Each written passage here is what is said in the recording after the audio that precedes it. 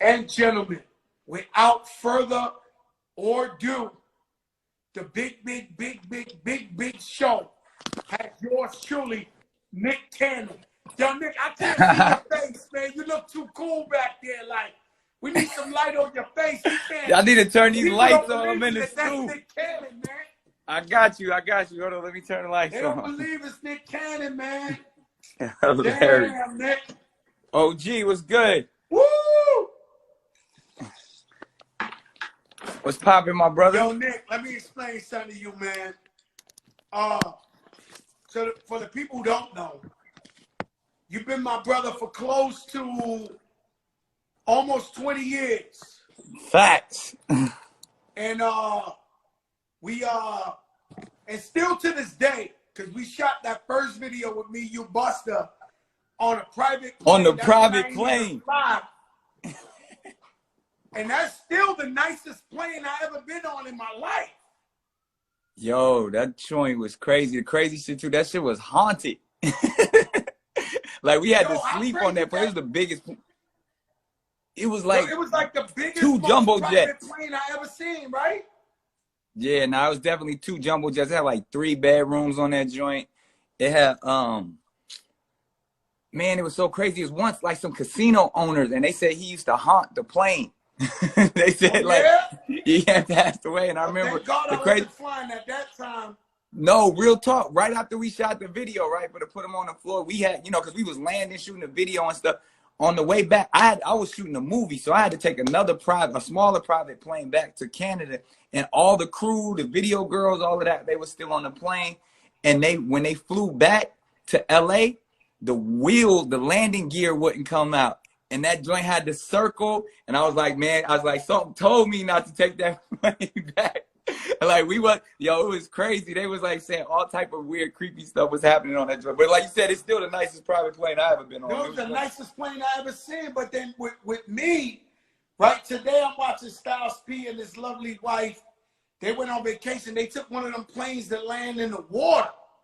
Oh, and yeah, I've been on a couple of them. Yeah, I ain't getting on no shit like that. And then the man, they got those in the Bahamas. This shit on Instagram, they tried to land 3 times. They couldn't because they kept saying the water's rocky. Like, I'm like, yo, B, I can't get used to that. Ever. That's silly. Yo, Nick, let me ask you a question I've always wanted to ask you. Back. Is that part of like your wardrobe, the turban? Is that like religious? Like what is it? Yeah, it's more a spiritual thing more than anything. It's like I started doing a lot of studying. Like a lot of people don't even know that, like, you know, I'm getting my PhD in theology and like really going through and I started studying the Sikh faith as well as the Moorish science, and it was just really talking about how it's about sovereignty. It's like, well, we self-govern, you know what I mean? So even like a lot of the stuff I stand for, I don't really be pushing it in people's faces, but it's really like representing like this our crown. Like we true kings out here. So it just started to be like, yo, I ain't, you know, a lot of people thought it was like a wardrobe get down, but I was like, that ain't really why I do it. It's more of a spiritual connection and a discipline more than anything. But I gotta make sure that it's fly, so the shit always be matching and shit like that, and putting diamonds in it and shit. Hey y'all, let me tell you something, yo, Nick. So when I study the game, and you know, I got the Big Joe, the big show, and I'm thinking about, and I told you I need advice from you. And when I think of somebody who's been doing it for so long, so you don't have executive produce, you got your own shows. You host the shows and the big shits and the Wildin' Out play like yo, Nick, crazy. You gotta be really, really well off, huh, Nick? I'm doing pretty good. No, but what's pretty good? Like you up there, Nick. You know, it's crazy, like, and it's funny because I see all of the Forbes lists and stuff like that, and I almost feel like because cats really don't know what to classify me as. Because they don't know if I'm like a producer, a filmmaker, a rapper, an actor, a comedian. So I've never been on a Forbes list, but I'm super fine with that because I'm good on cats not knowing how much money I make. So have you ever been approached by the Forbes list, or they just people approach them to get on the Forbes list? Yeah, you know how that is. There's people's publicists being involved and all of that. You know how the game go. A lot of that it ain't even that's more for the bells and whistles and the pageantry to kind of show people that I never wanted people to appreciate me for the amount of money that I had. And that's, you know, even real on some real stuff. Like, I'd rather people appreciate me for, you know, my education, or appreciate me for what I do for the community. So I even the times where I have had coach me, and because I think they ask you, like, how much did you make, or how much did this tour make? And all of that stuff just seemed real invasive. So I was just like, man, I don't really need that. I don't really care. Yeah, I get it, because so much of this world is based on materialism. You know, I like finding shit in life.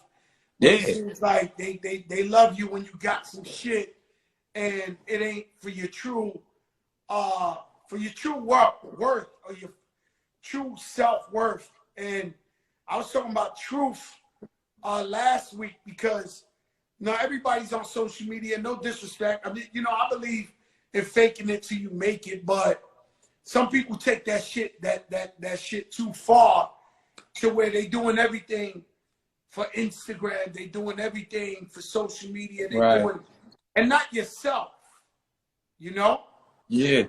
Yeah, nah, you make a great point. I mean, man, you a legend and move in that way, because, you know, we all been through the stages where we had, you know, the biggest diamond chains and the cars, and we like nice stuff. We still have those things, but and all the fancy watches, I got them all. You know, I got the world's most expensive pair of shoes ever. I got $2 million shoes, but I never like to throw that type of stuff.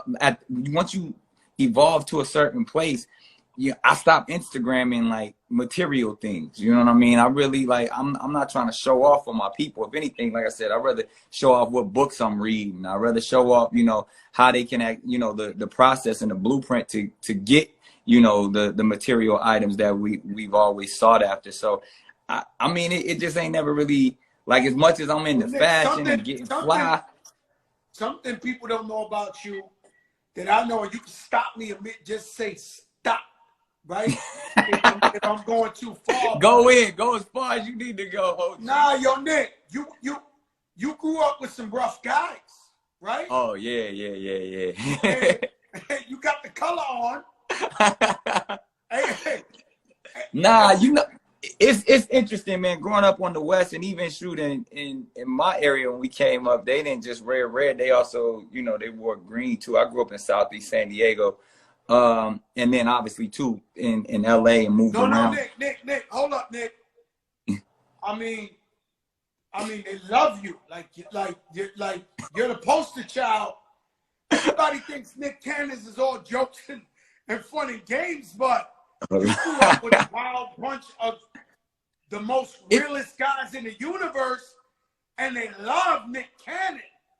Yeah, now to make it out of the projects that I made it out of, I mean, we all come from it. So it was an example of, yo, you don't have to get caught up in it. And, you know, dodging drive-bys on the way to school, losing homies, like all that stuff. Even once I got in high school, I just wanted to leave that life alone. So when I saw them opportunities of like getting on stage and telling jokes and being a kid on Nickelodeon, I had already lived the life, you know what I mean? And I was like, yeah, I'll square up immediately. I saw that as a blessing from God, to where it's like, yo, I could leave the streets alone. I could, you know, be able to pay my mom's rent and take care of my family. And all I got to do is be silly and tell jokes. Right now, some of the most respected guys I know. Yeah. Love Nick Cannon, and they say, yo, he from the cloth. He from the family. Yeah. You know what I'm saying? Yeah, I mean, and it's a way of life, man. We come from it. When you got guys that consider you family, and you know, we know what these organizations were originated from, because it was about protecting our communities. And I was one of those kids that, you know, people wanted to protect. So the OGs in my neighborhood, you know, they knew I was affiliated and certified, so I didn't have to prove it to nobody. So even when I got in the game, I was never talking that rah-rahness. I was trying to be the most clean cut, you know, squared in a box of Apple Jacks cat I could be. So like when people would call me corny and all that, I loved it. I was like, absolutely.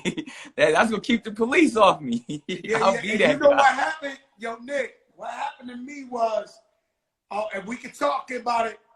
You get into this little rap beef with Eminem, right? Yeah, again. Yo, Nick, you get into he dissed you on my song, but you know they broke it down to me that y'all had been dissing each other forever. I didn't even know, and right. So some people who love Eminem hit me up and say, "Yo, Joe," and I'm like, Nick Cannon, and that's my man, and they cool. And then when I made a you had no idea. When I made a couple of phone calls, and the homies was like, "No, Nick Cannon's certified. He with us." I'm like, "What?" I said, "For real?" And I'm like, and what is the beef with Eminem, Nick? What is the beef? I mean, you in the big show. Let's keep it real, man. What's the beef? We on the big show. Eminem. I'm talking to Joprah. I gotta go in. I gotta give you an exclusive. Show, bro. This is a Joprah moment. Nah, real facts. This is my thing. I'm gonna be honest with you, and you know, I say this on my radio show, you know, Power 106 all the time. Like, man, I've always been an Eminem fan. You know, the artist is somebody that I feel like is super skilled. You know, he's good for the culture, been good for the culture, been good to the culture. But I think as a man, where he and I went left, I don't really know what he and my ex-wife had going on. I think she got a new book coming out, and she talking about it in there. And, no way. Yo, yeah, Mariah so got a book talking about it. Yeah. Mariah got she doing an exclusive, you know, memoir talking. Don't do that. That's a Joprah moment. Hey, yeah. So, but that was none of my business. You know what I mean? I don't. You know how we do. We don't never hate on. So. Side of the story. Yeah, so but like I said, that was before me. We got married in 2008, and you know, up until then, I had been nothing but a Mariah and fan. I was just excited to be with Mariah Carey, like, and I wasn't even aware that they had interaction. I don't know if they dated or how things go in this industry, but she was telling me like, dude was just super disrespectful, and I was like, all right, well, you know, as a husband, like, you know, if I got to protect my wife at any cost, it's on, you know. And then, but we didn't even really think nothing of it. And then all of a sudden, dude came out with a crazy record, like just blatantly just disrespecting, like using terms like that, you know, we don't stand for as men, like talking about my wife, and then called my name. So I was like, you know, at the time, you know, I'm managed by, you know, Chris Lighty, you know what I'm saying? You know, one of our brothers, God rest his soul. And, you know, he got the connection with, you know, cause he was managing Fifth at the time. And, you know, I think him and M's manager was super cool, Paul. So he was like, yo, Nick want to holler at your guy. Cause this is, you know, I'll get all the jokes and the rah-rah. I'm Mr. Wildin' Out. We can make jokes all day long, but when you go to a certain point where, one, you start lying, and then two, you start blatant, like calling my wife out her name, all kind of whores and cunts and all of this craziness, you got to see me. We got to talk about this man to man. And I was really just looking, especially then, we wasn't even about no music. I wasn't trying to rap or nothing. Like, I wanted to have a real man-to-man conversation. And they was like, yeah, that's not going to happen. He doesn't want to talk. And I was like, how you just going to say some wild shit and then you don't want to talk to me?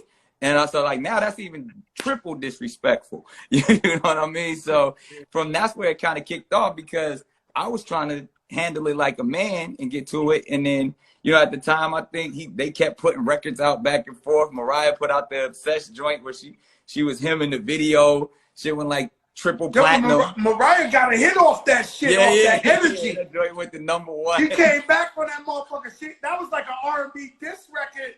Smash #1. So that's what, like, she really needed.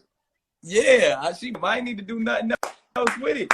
And like she's the queen. She the GOAT on her own. So I ain't even have to. You know, I was just cheerleading from the sideline, really. And then dude just kept going. He kept getting more disrespectful, but wouldn't. You know, BET Awards, different awards show.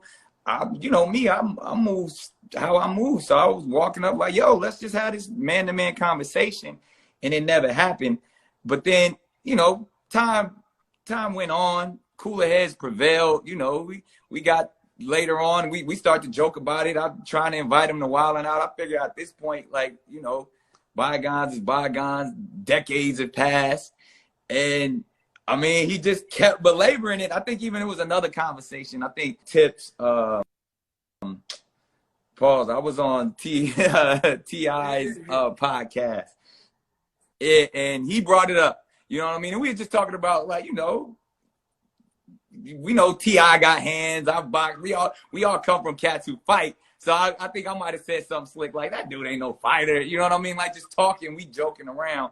And I think that might have been what kind of, because it was during the same time that your record came out. So I think he might have maybe caught wind or something like that. Because I don't know why he would be talking about some stuff from like 10 years prior.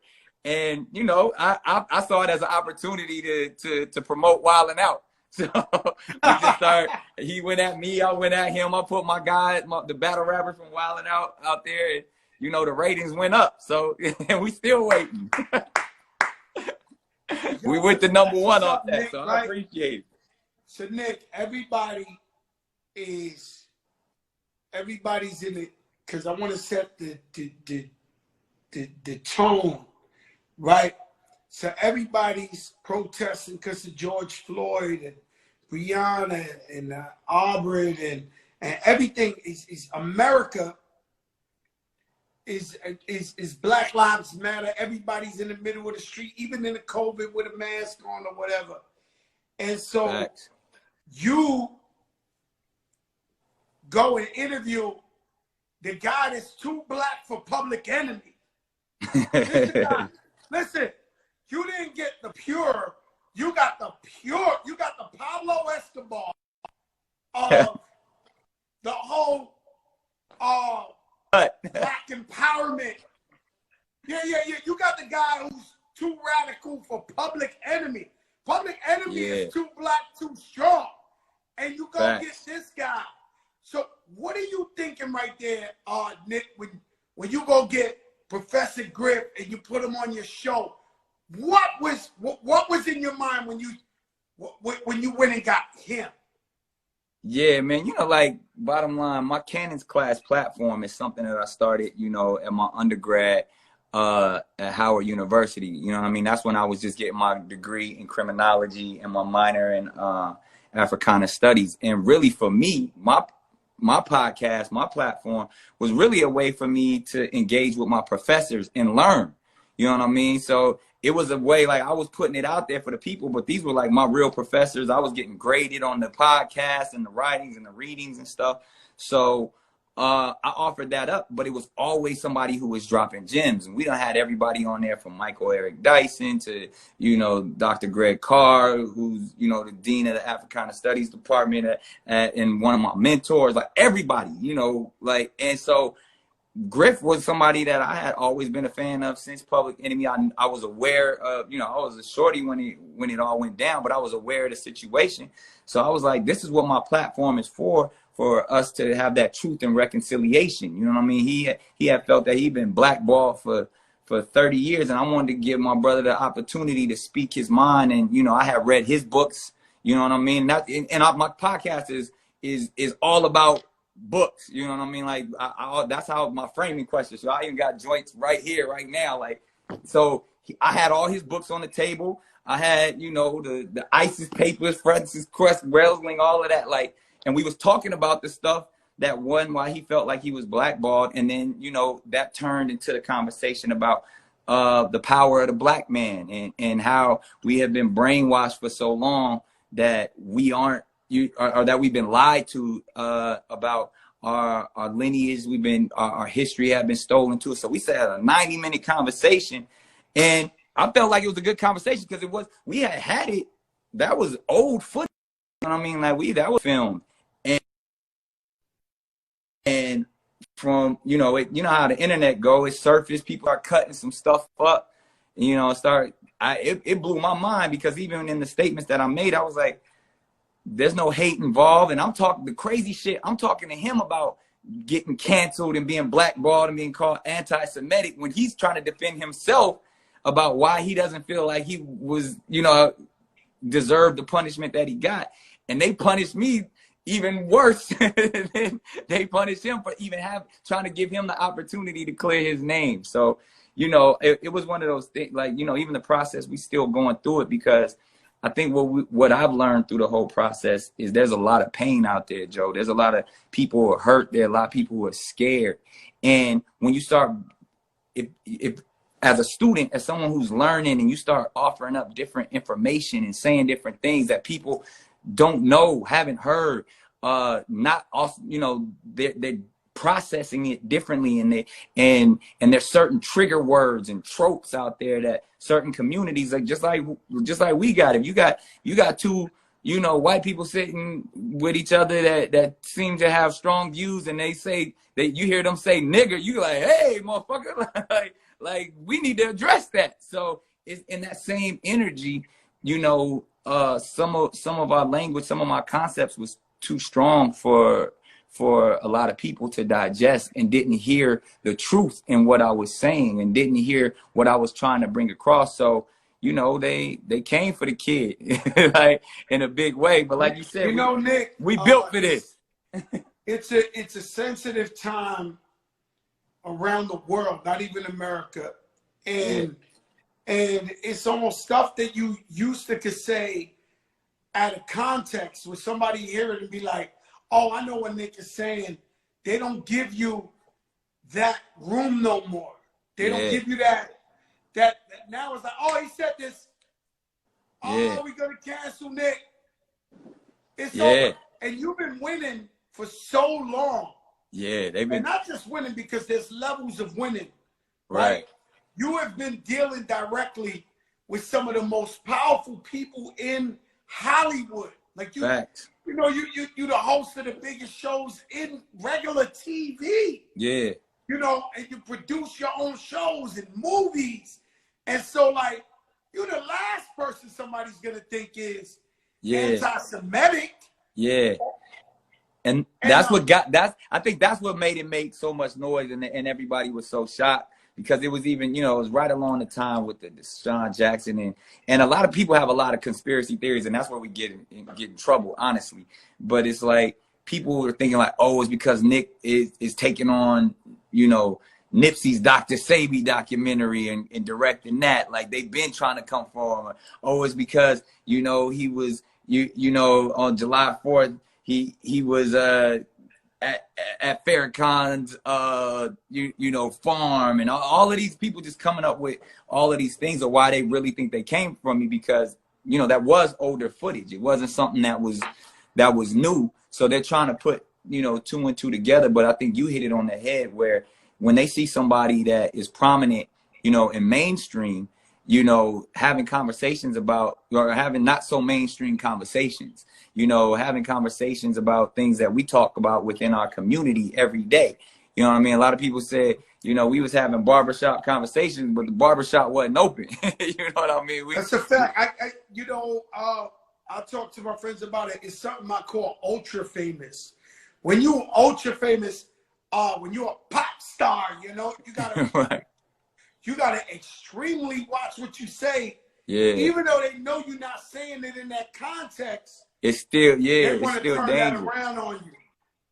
Yeah, it's crazy too now, because I watched it come. You know, shoot, my words hurt a lot of people, man. Like, on every side, because then now it became like this pillar, because, you know, niggas said, I was just saying, I'm sorry, I apologize for hurting people with my words.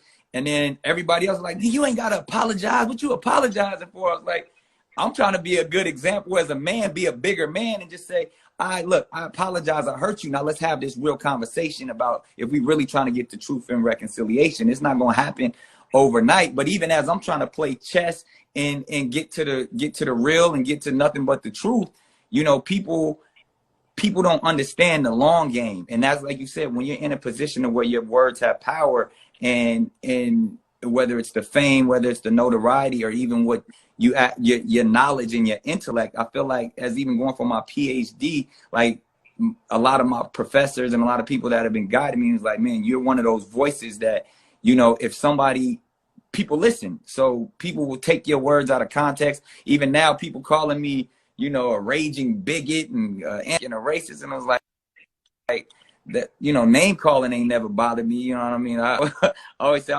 I've been called worse by better, but like it's one of those situations where now I got to do the work. God put me into this position to truly be a light in the midst of darkness, and we just gonna keep pushing. I'm gonna keep learning, keep passing on this information. Yeah, what I can say is I believe every word you say, you fall from anti-Semitic, you fall from against everybody. You've always been kind and beautiful to people, and Yeah.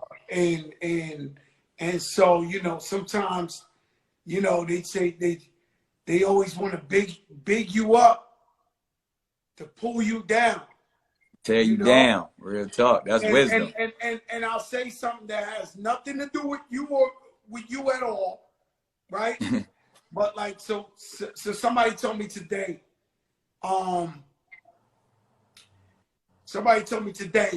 yo, look at Britney Spears' Instagram, right? And so I go on there, and it's just sad because I've always felt like they've been single-handedly, the media or whoever, the tabloids or whatever, been trying to kill this girl, like make her commit suicide or something. Like Michael Jackson. Like, so imagine if you go to every supermarket and the People magazine, everybody got like, and I just feel bad for that whole situation because Me too, man. You know, I'm just like, damn, man, this girl, you know, and he was on top out here, you know. I had Alicia Keys on here, and shout out to Sean King on the check-in. That's my brother. Sean King. And so I had Alicia Keys on here, and I asked her, with all your awards, with all everything, what's the thing you're most proud of? She said, I'm just proud I have my sanity. That's real rap. Yeah, that's so real. And that's the thing, like what you said, like when you think like Britney Spears, hundreds of millions of dollars, you know what I mean? And like we've all been in the vicinity of individuals who get to that level, and you got so many yes people around you. You got so many people that pretending to protect you. You know what I mean? And I call it access to excess, Joe. It's like when you got access to just excessive amounts of whatever you want. That's the stuff that'll tear you down. That's that dark negative energy I be talking about. Like when it becomes spiritual warfare, where you just look in somebody's eyes and they no longer there. You know what I mean? They gone because they done attacked them on so many different levels because they were at the top. Everybody was pulling from them. You know what I mean? Everybody was been these leeches trying to plug into them when they've been the generators. And when there ain't no more energy, now they just a shell of what they used to be.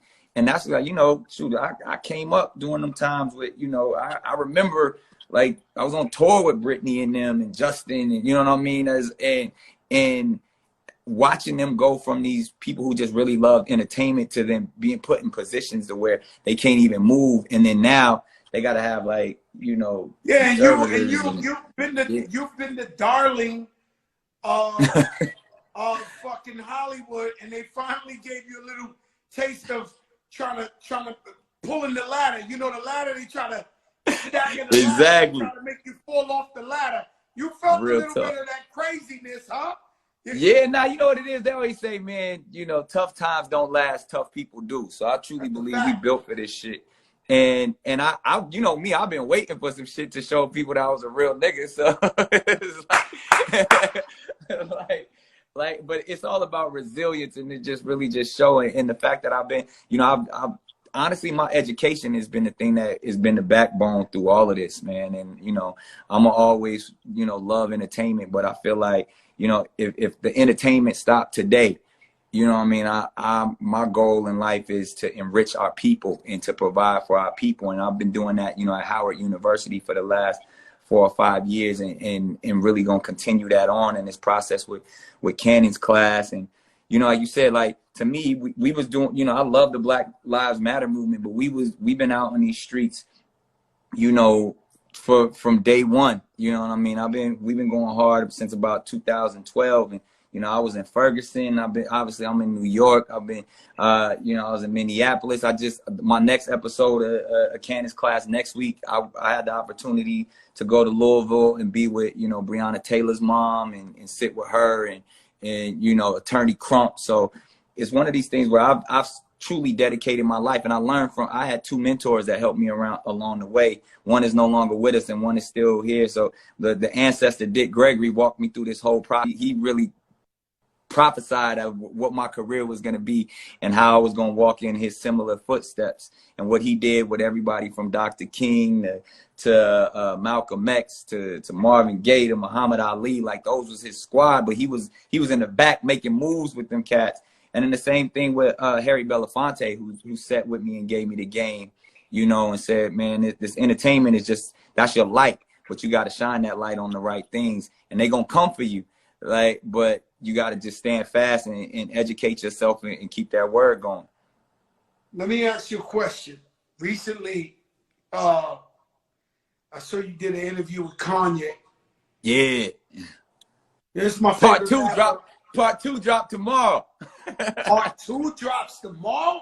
Yeah, the part 2 is the best part. Part 1 was just, it was just light, yay. Part 2 drops tomorrow. The big boy, the monster? Yeah, that's what he thought. This the talk that, you know, people been waiting on. Could we hint towards what it might be? Like, yeah, I mean, he go all the way in. Like, even, again, it goes back to what we were saying about, you know, when you get to that level, they like to build you up to tear you down. Like, Kanye been my brother since day one.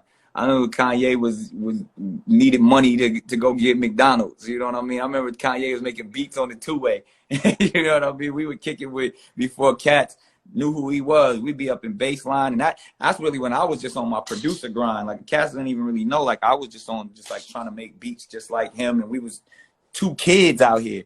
And so even regardless from our history, and like we've had our ups and downs, but I was one of those things where, like, when I see somebody tearing down my brother or tearing down anybody in my community, I'm not going to join that party. And I've never been for cancel culture. I've never been for, oh, we ain't rocking with him no more. So even when he was talking super reckless, you know what I mean, on TMZ or the Harriet Tubman stuff, we was talking every day, and I'm like, yo, me too. Hey. I love Kanye, man, on another level. Yeah. And I might not agree with him. You know, he's going Donald Trump. I'm not Donald Trump for nothing. Yeah, but I love him as a brother. I don't even really think he is, to be honest. And that's what we talked about. I'm like, come on. I was like, come on. Yeah, you can't really think Donald Trump is a good president, especially now. I was like, otherwise your ass wouldn't be trying to run for president. Yeah, but he was up in there like, you know, he up in there. You know, a lot of people mad at Kanye right now. They look at me like I'm crazy when I talk good about him on here, because, you know, I love Kanye West. We ain't never gonna stop loving our own. Yeah, that's the plan. We gotta stay on code, man. That's the thing where we get out here. Social media done changed this, man. They done infiltrated us, and they sitting back laughing at us as we sit down and tear each other down and for the likes. You know what I'm saying? Like, I don't care what was like my brother. Let me ask you something. Yeah. Something that Kanye West said on your show that blew my mind for the first. And I done heard all type of shit you could think of, right? But he called it genocide, and he talked about abortion. And I've always been for the right for a woman's choice. Right to do what they want to do. He said 22 million black and brown babies have been aborted, and he's saying that right there is genocide. And more people have died than that, than gun violence, than diabetes, than cancer, than AIDS combined. Yeah. And when I heard that, it blew my mind. I never thought of it like that. And we broke it down too, because I have been sharing that type of information with Kanye for years. He and we co-produced my single "Can I Live," when it was a record. Really, it was my story about my mother went to an abortion clinic, and when she was a teenager, she was in high school, and you know, they told her that she should get an abortion and finish school. And we did a whole record and a video about that, and that's when Ye and I first started having that conversation. And we started talking about Margaret Sanger, who is the founder of Planned Parenthood, and she created the birth control pill. And you know, she was an honorary Ku Klux Klan member, you know what I mean? And she talked about eugenics, you know, and eugenics was also the same concept that Hitler used, you know, for the Holocaust. And it was really about ethnic cleansing. And they felt, and it's statements that she made that she said, yo, we gotta, our goal is to annihilate the Negro people. Like, we'll utilize, you know, the preachers to do it. We'll make them think that we're helping them. And not, you know, not to bad, you know, because that's the other thing I even said in an interview with Kanye. Planned Parenthood is a completely different organization today than it was. In that vibe, it's not the same. I don't believe it's the same organization as it was then, but we got to talk about the roots of it. We got to start talk about the truth. And then that's when Ye, he took it to a whole new level and came out with the statistics, which, you know, those are facts and those are things that we got to deal with. But I also it was respecting the fact that, like, yo, we two men sitting here talking about what women can do with their bodies. Like, that's not our place. You know what I mean? And I definitely still don't believe that the government should be able to tell a woman what she can do with her body. But if we want to talk about what real genocide is and where we really losing lives more than anything, it definitely, you know, when you think about those eugenics concepts that have been around for a long time and who Margaret Sanger was, it gets deep, man, you know, like, and those are those type of conversations where if you're not educated enough, if you just talk, it can get you in trouble, man. It can get you, because people are scared to have those conversations because that's some real heavy stuff that people ain't ready for. Yeah, that's some deep shit. And when I heard that is some deep shit, because, you know, social engineering is real. Yeah, because it's all you're explaining to me is systemic racism. Exactly. From jump. From jump. And what's crazy is I've always been for the right for a woman. You know, she might get raped. She might already have 6 kids, single parent moms. You know, whatever her choice is, I've always been there to support and say that's the right thing. But when you start looking at 22 million kids, you start thinking like, wow, like, you know what I mean? This is really, really deep. And so Kanye, you know, he chooses his moments to sound like he don't have no mental illness, and some other times, you know, sometimes I pray for the guy, like I'll call Boo. Yeah, I pray for him every day. You know, but we know Kanye. Like, yo, how's he doing? Yo, real talk, Kanye has been the same Kanye since the day that I met that dude. He's outspoken, man. He one of them things he has that train of consciousness where if it come in his mind, he gonna say it. The same way he said George Bush don't care about black people on live TV, like the same way. So let me ask you something, Nick. So you don't think he has any mental illness? No, we talk about that. We talk about that on the podcast as well. We address that. We talk about that for like 20 minutes because it's like it goes all the way back. I had this conversation with Dr. Umar Johnson. It's like they so quick to put the stigma of mental illness on the black man, especially when he has an alternative way of thinking, because then, and it starts with baby boys. It starts with the annihilation, the you know, school to prison pipeline, because Nick, they want to put mental illness on it. I'm from New York, man, and you know you from LA. You got Skid Row. When you driving past motherfuckers talking to themselves, they got some mental illness, bro. If they those are real. And that's mental health is so important, and I'm glad we having this conversation because there's levels to it. And even Kanye accepts, you know, certain diagnoses, and you know, he jokes about being on the spectrum and all of those things. But first of all, they tried to diagnose me with mental illness. It's certain levels to where I feel like in mental health we all have. It's just like any of our other health. We gotta really jump in and focus on building our mental strength, because especially it's a lot of demons and darkness out there, man. When we placed in the positions and the worlds that we step into, when it goes back to what I was saying, that access to excess. Kanye is a billionaire. They ain't not like when you get to that level of ain't nobody telling you no, and you can't nobody tell you nothing, as his song say. You need some angels around you, man. You need some people really rocking with you in a real way to protect you instead of pointing fingers at you and giving you a stigma and saying you mentally ill. You just might be mentally weak. You might be mentally, at that time, you need your brothers around you to be like, look, I'm a real nigga. I'm gonna talk to you. I'm gonna let you get it all out, and then we gonna dice this up.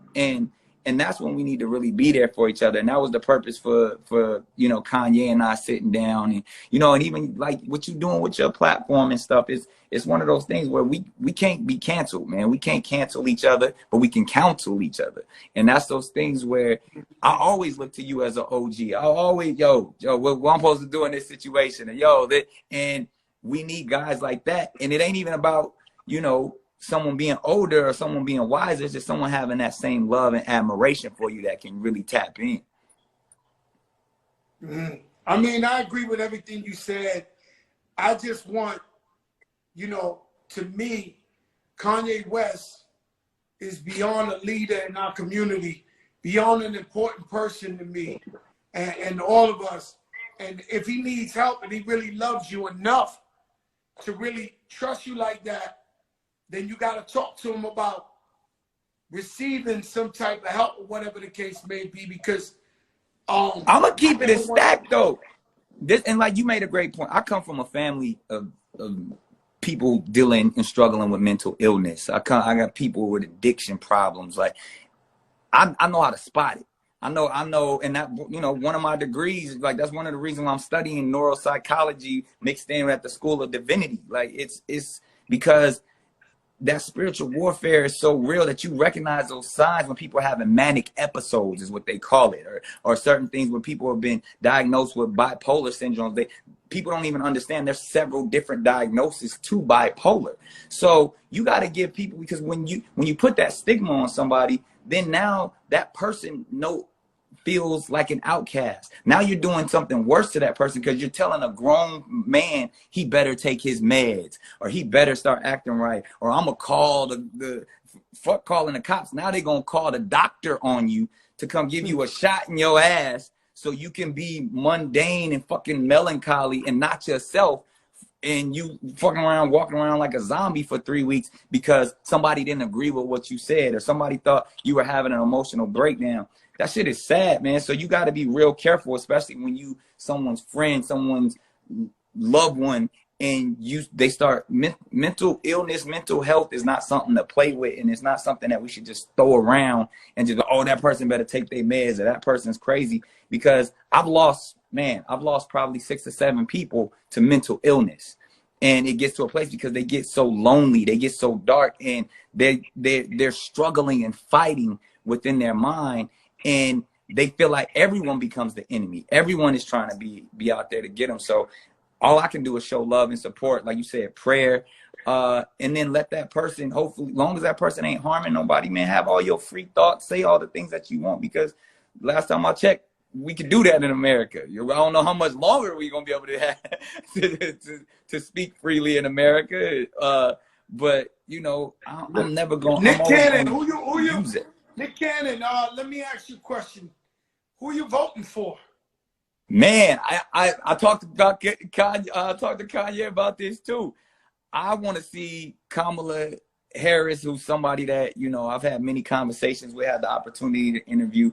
I want her to get that opportunity to get a shot to see a queen in the White House, man, to see a woman, operating and calling some shots. So if I had to back anybody, that's definitely who I'm rocking with. Obviously, doing my research over the years, I'm not the biggest Biden fan, but I'm definitely not a Donald Trump fan. So if there's any silver lining in any of these clouds, it's Kamala Harris. Okay, I like Kamala, and I really love Joe Biden, but I'll just keep that to my. I'm only Joe. Come on, man. We don't know too many people that. Yeah. I've been a Joe. Life I've been a Joe fan forever. But listen, don't worry about that. I'm saying, no, don't worry about that. We as long as you voting, because a lot of our people is like acting like they don't want to vote, and then they're gonna wake up that next morning, and they're gonna be mad as hell. When we got I'm gonna keep it a stack, Joe. I'm gonna keep it a stack though. this is my issue. The presidency is a popularity contest. I encourage my people to understand the vote, and if you want to get caught up in, you know, the media hoopla of you know, which old white man you want living in the White House, have that. But the more important vote is the policy vote. The policy vote is a real vote. Understand, read these policies, know what's going on, and know who your mayor is, know who your city council person is, because that's how we change and defund law enforcement. Know who the police chief is, know who's hiring them, understand the laws and the policy that's being passed. Don't just go in there saying I'm voting for Biden and think shit gonna change, or oh, I'm voting for Trump and shit gonna change. That shit, they don't affect state law. State law is where law enforcement and police and where our schooling, our law enforcement, the things that go, that's the shit we got to pay attention to. Whoever is in the White House, rah rah, ski ski, I love it. Like I said, for a representation for I would love to see the personality. I would love to turn on the TV and see Kamala Harris speaking for us every single day. But where your vote really matters, what Dr. King was fighting for, what John Lewis was fighting for, they wasn't fighting for the president. They was fighting for the policy within their communities. Let me tell you something, Nick. We talked about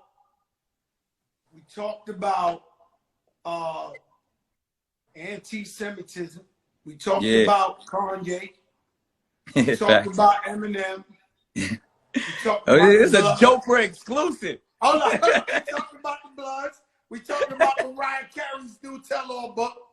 Now I'm gonna ask you the hardest. I think I might have said something. I might have said something. I might have said too much too, Joe. I might got reckless. No. Because the whole time Mariah been FaceTiming me, trying. I'm trying to stop you. Yo, tell Mariah I love Mariah. Me and Mariah. I was like, back like baby. I was like, did I say too much? No. You. They're ordering the book. Don't worry about that. You did the right thing. But listen, yo, Nick, here's the hardest question I'm going to ask you. After all that? Top 5 MCs, rappers, the top 5 dead or alive. Man, you know this what we do. We do this on the radio every day. The world famous top 5. Mine is interesting, man. Just because as somebody who considers himself a student of hip hop, I gotta put KRS-One on there. You know, just for culture. Andre 3000 on there. And then just cause I've been a fan since day one. And then it get interesting because at one point Eminem was definitely in my top 5 because numbers. If we go in effect on culture, he was in my top 5. And I like, if I'm going top 5 flow, definitely Eminem is has one of the illest flows and cadences that I've ever seen in hip hop. Even he's a great storyteller. I put him up there with with Biggie and Slick Rick when it comes to storytelling. But overall, I gotta go Ice Cube. I gotta do that. I gotta go with Cube, and it's just because to me he's one of the greatest storytellers of our generation. You know what I mean? From just like not from fuck the police to writing Boys in the Hood to all of that. But then if we just going straight numbers and effect on culture, because I think that's what you got to go: lyricism, record sales, and how much you affected culture. I got to go Pac, like yeah. And then the best to ever do it, you got to go Hov. That's 5, right? You went 6 because you threw a question on Eminem in there. I didn't put him on. I said he was on there at one point. Burns, he said Rakim. But yo, listen. I'm gonna move M from the equation because last I looked, y'all still got rap beef. So I respect the man for his ability. Yo, I love Eminem. He's one of my favorite rappers in the world. You got a bag with him. I'd love him too. No. Fire. Listen, let me tell you something. Fire. Let me tell you something. Me and Big Pun, we was nominated for Grammys. Eminem's album was coming out. We was in LA, Tower Records. Me and Big Pun waited on the line, the longest line, and Big Pun was double platinum nominated to get that first Eminem album. Like I've always been a fan. Crazy. Yeah. I've always been a fan, so I don't know what they talk about. And me personally, let me tell you something. I was brought up by Zulu Nation. I was brought up by Rocksteady. I was brought up thinking hip hop itself is just a religion, our own culture. I go to Rocksteady jams and I see Asians, I see white people, I see Latinos, I see black. I never looked at color in hip hop. I always looked at it as culture and who's bringing the most to the game. So some people get mad when we say Eminem, but the man was a freak of nature. He dead nice rapping. There's nothing we can do his about ability. Yeah, you can't knock it. And that's why I said, like, one day hopefully dude and I get an opportunity to sit down, because like I said, I do respect his ability. But if we what, Nick, I'm gonna try. I'm not acting like I speak to Eminem or you every day. Fat Joe's gonna try to be the mediator, be the big man of this, and try to get y'all together. That's if you could do it, man. I've been trying to get. I've talked to Royce. We trying to really get it popping, because I think at the end, two men need to have that conversation. Yeah, but I'm Joe Crack a little different from everybody. That's what I'm saying. I know you can do it, OG. Joe Crack a little different, so that would be dope. Yo, tell him, well, while you at it, tell him to come. We'll set up an exclusive Wildin' Out in Detroit. You want that Wildin' Out and all that? You want to talk to the man, or you want to? Come on, man. Hey, come on, we gotta get to the bag, Joe. Yo, let me tell you something, Nick. That's why you so rich, Nick. Rich. Yo, Nick, I'm still learning, trying to put this show together and all that. And I said, everything I want to be, you already are. So I'm not man. This guy here. I learned from you. I'm proud of your platform. What'd you say? How many seasons? Wildin' Out. You did 15. And every time they play the shit on TV, am I correct? You get paid for that? Yeah, real talk. It's called residuals, Joe. And that's because I'm the creator and on air talent. So I get a couple of checks every episode. Yeah, Nick, I'm just trying. There's people aspiring. There's people who don't know what we know. So we try to educate. Yeah, that's what Blue Williams just said. It's your time, Joe. It's your time. It's your moment. Stop. Yo, Blue, get me a check, man. Stop playing, Blue. It's your moment. There's not a better storyteller when I'm saying, like, Fat Joe's stories, the things that he's been through in this world and in his life, in these streets, in this industry, to sit here and talk to one of the greats, and the way you deliver your stories is so vivid, man. This your platform. I know y'all setting some stuff up. The world gonna hear it, but they need more of this, Joe. They need more of you. All right, my brother. I love you, Nick, man. You gotta click off with the button, man. Thank you for coming to the big. The big show, the biggest show. I love you, man. All right, Nick. I love you too. You gotta click off.